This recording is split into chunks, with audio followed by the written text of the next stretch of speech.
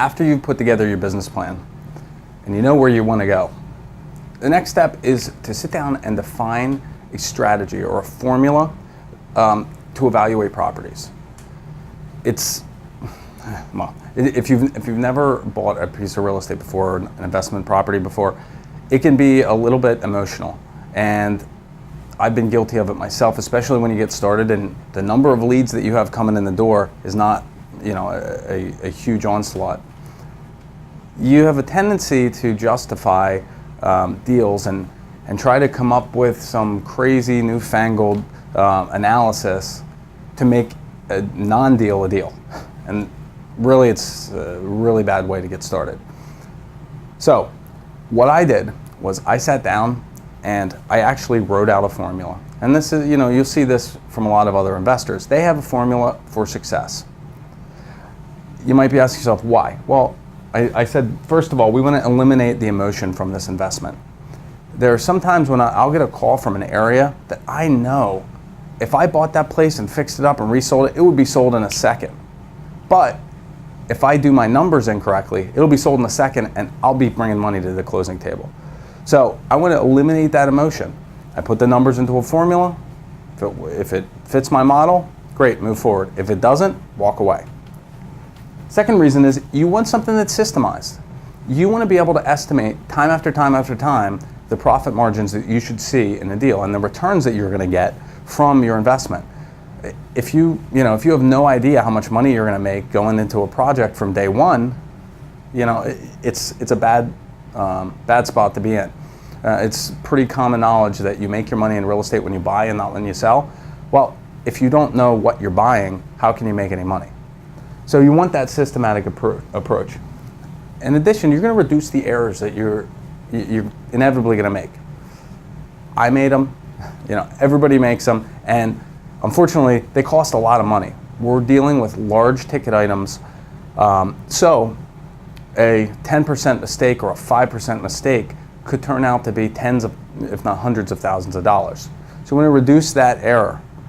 You certainly don't want to break even on a deal, but even worse, you don't want to lose money.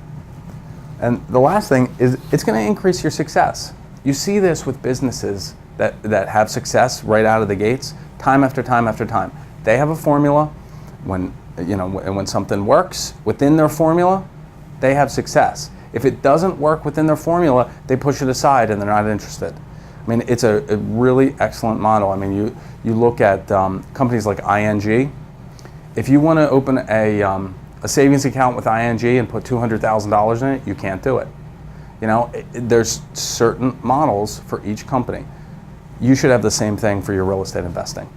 Now, you're probably asking, where do I start here? What am I looking at?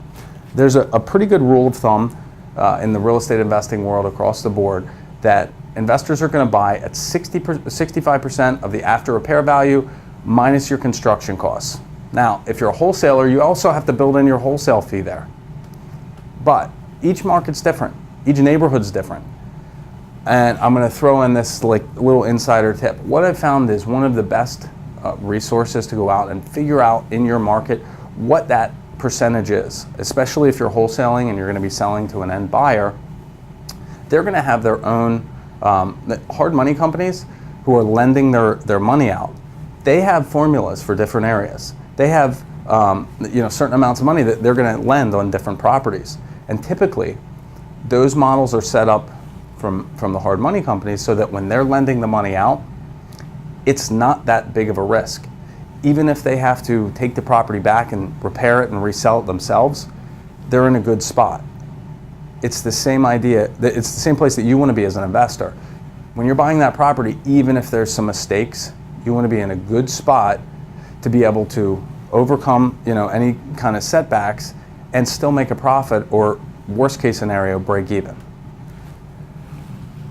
As time goes on, your formula is going to change. There's a couple, a lot of contributing factors. You might, based on your geography, I know that my offers are going to vary greatly in rental areas as opposed to owner-occupied retail areas.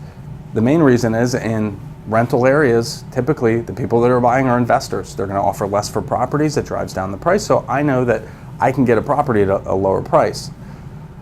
On the flip side, on a in an area that is predominantly owner occupied, I'm not just competing against investors for properties. I'm also competing against the guy who wants to buy a handyman special and fix the property up himself while he lives there. So I'm going to adjust those numbers based on the outcomes that I want.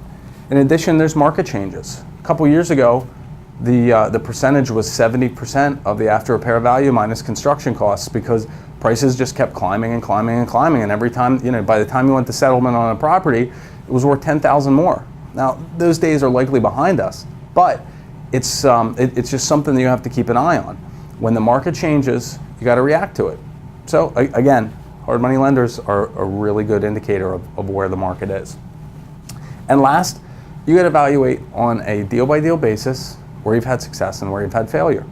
If you're using a model at 65% of the after repair value, and you buy a property to fix it up and flip it, you fix it up and you thought you were going to make $20,000, comes back you only made 12. Well, now maybe next time you got to lower your offer price a little bit, or keep an eye on construction, or a couple other things. But you just want to make sure that you're defining this formula before you go and look at the house. Before you even talk to a seller, you want to make sure that you know exactly what you're going to be able to offer on a property based on the resale value and based on the construction costs. So define your formula, and it'll really help define your business.